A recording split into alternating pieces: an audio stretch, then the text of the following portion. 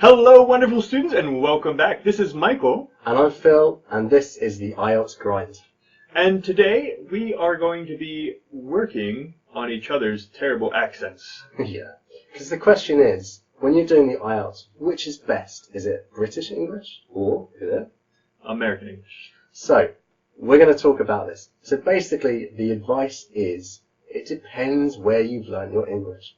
If you're learning American English, probably best to stick with that. But if you're learning British English or you're planning to go to Britain, then perhaps learning that might be better for you in the long run. But how different are the languages? I mean, you sound really weird. Okay, well you sound pretty weird to me. All I'm saying is I'm English and it's called English, so, maybe this is the way it should sound. I don't know, you've got a lot of different ones over there, man. Like, you go to the next village, you can't understand what they're saying. Oh yeah. British accents do change a lot. If you go a couple miles up the road, it could be a very different accent, whereas in the States... We've only got 4 big dialects. Yeah. Okay, so let's have some fun. We're going to try to do each other's accents, and we'll see how successful we are. Now, we actually have some sentences and words to showcase the differences, but before we do that, let's see how bad it is. Can you try to do an American accent just right now, off the cuff? Okay. Just say something typically American. Hey guys, how you doing? My name's Phil, and I'm trying to do an American accent right now. You know, that's not too bad. I have a lot of British friends who, whenever they try to do an American accent, like, they sound super nasally, and that makes them sound really nerdy. Hey, how are you doing right now? Yeah, exactly. Yeah. That is not American. Only nerdy Americans sound like that. California, maybe. Okay. Yeah. Okay. So... And now my turn. We're gonna do. Let me think of something really fast. Which accent are you gonna try? I'm gonna try your typical British accent, right? Because they all sound the same. Yeah, of course. I just need to think of something normal to say. I'm gonna pop down to the pub and get some fish and chips. Pop down to the pub and get some fish and chips. Isn't that like what you guys typically do? Yes. We live on fish and chips. It's the only food that we eat. I mean, it's got fish. It's an island, right? Okay. So, shall we get on to these phrases? So let's start with some words that we know are different. Let's do this. Okay. So here's the first one. This is a metal, very shiny, pretty cheap nowadays. It's called aluminum. I would say it's called aluminium. Yeah.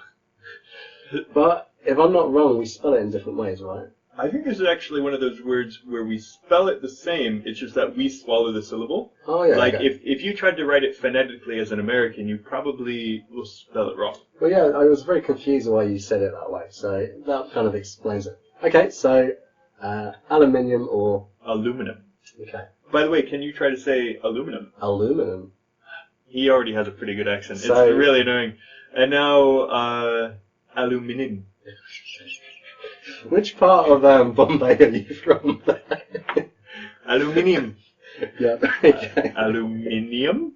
Okay. Okay. Close enough. Okay. The next one is going to be a region by the Americas. So, by right, it should be the American pronunciation. And in fact, we even have some big movies which have Americanized this word. Caribbean. Oh, right. I say the American. Oh, sorry. Caribbean. No! See? It is the right way. No! The Pirates of the Caribbean. So I would say Caribbean, and in The American Caribbean. English, Caribbean. Yeah. I'm so embarrassed. I think that's 1 point to me. I have too many British friends. They've changed me. Okay, so Caribbean. Yes. Yeah. Okay, what else have we got on the list? These are, it's not really a vegetable, but it is a small, leafy green that you put on food, usually as a seasoning. Yeah. So in American English, we call it herbs. You sure? Herbs. Both are okay. Both are okay in American English. So in British English, we do say herbs. That sounds weird. Herbs. Herbs. It has an H. Herbs. But I think this does come perhaps from the French, because in French you often drop the H. So perhaps that's where it comes from. Hey, what do you call that word where, like, if you are a medieval warrior and you want to make sure you have good... Honor. Yeah. Does that have an H in it? Honor, yeah. Do you say the H? No. See? But again, that comes from the French word. Inconsistent. Inconsistent. Like I said, on English, it's called English. So okay. Now we're going to jump into the... oh, by the way, let's do herbs really fast. Because I do think, even though we can say, in American English, we can say herbs or herbs. Both work. I still think when we say herbs, it sounds a little different from when you say herbs. Herbs. Your H is a little weird. Herbs. Herbs. Herbs. It's an sound. Herbs. Herbs. Herbs. I don't know. Okay. I can't hear a difference, but okay. Can you hear a difference? Leave us a comment. Okay. So, what do you have for me? Now we're going to go into the phrases and sentences. Okay? Are you ready for this one? Okay. You guys have anger problems. So, in an American accent. No, give us the British one. How would you say it? You guys have an anger problem. Also, you guys have anger problems. Yeah. That was your British. You guys have anger problems. You guys have anger problems. American? Yeah, go ahead. You guys have anger problems. There you go, you do it in a British accent. Can you give me the British one more time? You guys have anger problems. You guys have anger problems. You guys really do. You have terrible anger problems. Now I'm going a little Irish. I would not sit next to you on a bus. Okay.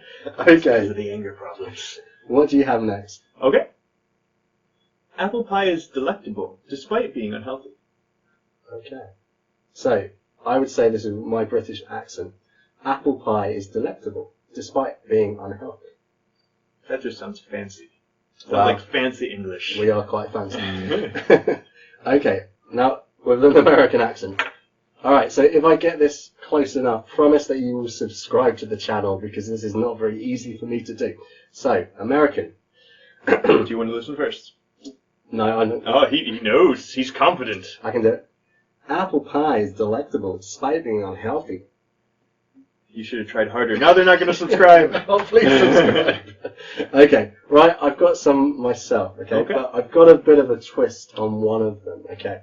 So, the first one is, what route should we take? Okay. And now you want the American? Yeah. What route should we take? You say route? What route should we take? You say route in American English. What route should we take? What route should we take? Is this one of those 4 dialect things? I'm sure that I've heard route more than I've heard of route. We're taking the wrong route. What route is this? Okay, so Route.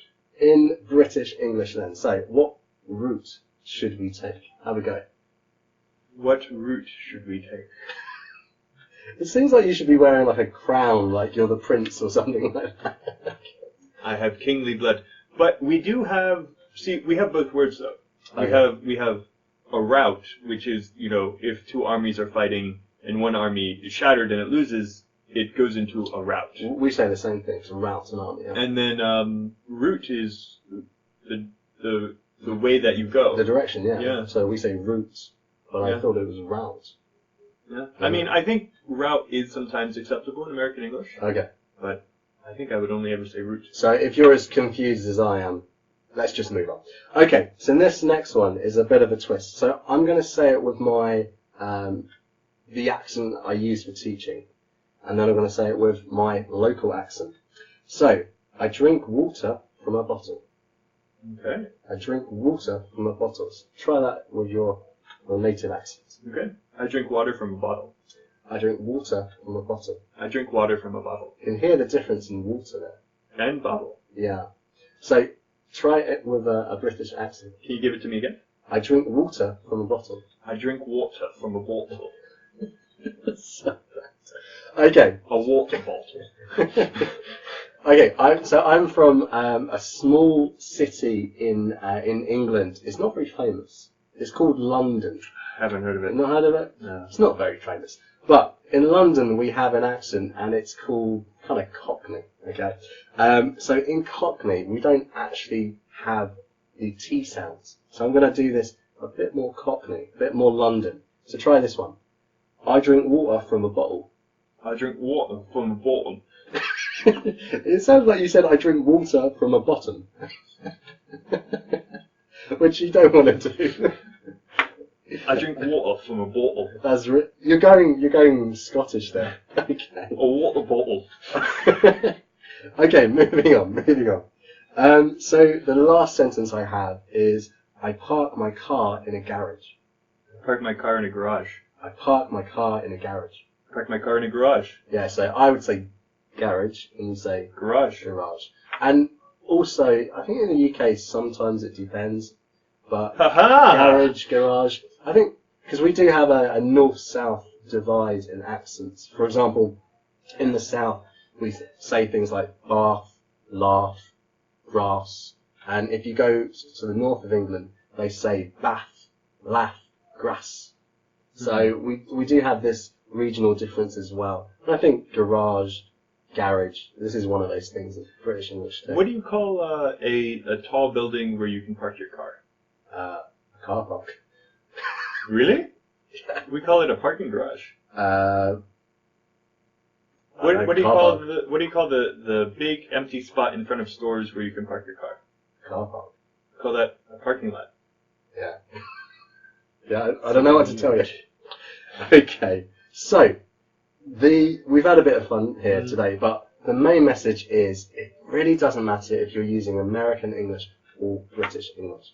To be honest, I think we both agree that American English is perhaps a bit easier to learn just for the pronunciation. I knew it. Just because it doesn't change that much. However, if you are planning to go to somewhere like the UK or Australia, then it might be a good idea to get familiar with those accents. Number one, you might hear different accents on the listening. Also, after you take the IELTS, it's going to help you a lot when you're actually there. I have a good story about this. When I was living in France, I had a friend who was an English teacher, but she was French. And she went to a city called Birmingham, which is in England. It's the second biggest city in the UK, I think, or at least in England. And can't do the accent very well, but she got off the train and a guy came up to her and said, "Excuse me, love, have you got the time?" That's not the accent, and she stood there, she said, for 10 minutes, and she could not understand what he was saying because it was a local Brummie accent. So, if you are planning to go to a country other than the United States, yeah, practice listening to those accents. But for the exam, maybe American English might be easier.